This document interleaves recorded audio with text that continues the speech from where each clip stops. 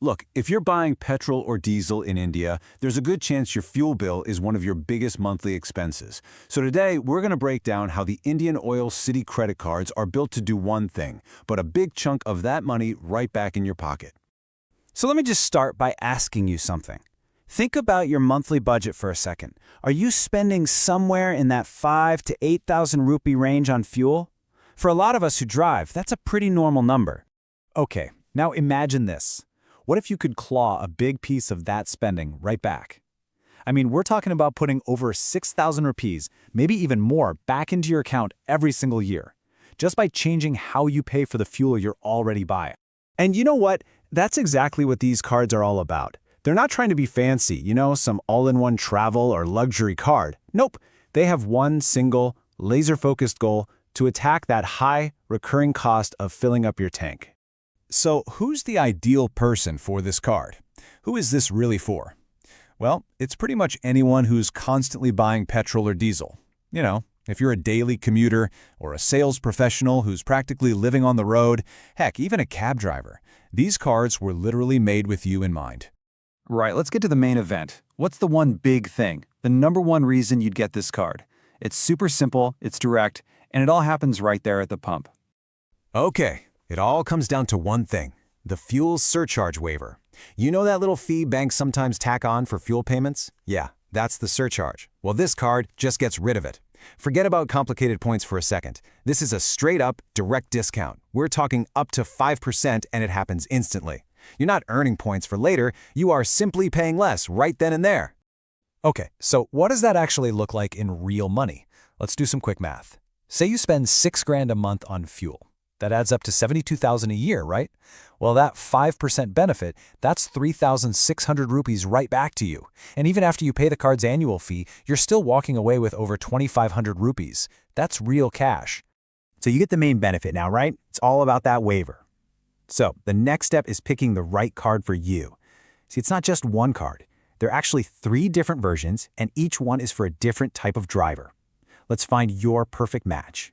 And breaking them down is super easy. First, you've got the Platinum. Think of this as your everyday workhorse, perfect for commuters, low fees, easy to get. Then there's the Gold card, which steps it up a bit, giving you extra points for things like dining and groceries. And finally, the Premier. This is the top dog for the really heavy users, business travelers who'll actually use things like airport lounge access and get the most from the welcome bonuses. All right, so besides that awesome waiver, you do earn reward points on everything else you buy. But here's the thing. With these cards, how you use those points is just as important as how you earn them. So when you've racked up a bunch of points, what can you do with them? Well, you've got options. You can, obviously, use them for more petrol at Indian Oil, or you could turn them into gift vouchers, or even just get a simple credit on your statement. So yeah, there's some flexibility there. But listen up, because this is probably the most important pro tip I can give you.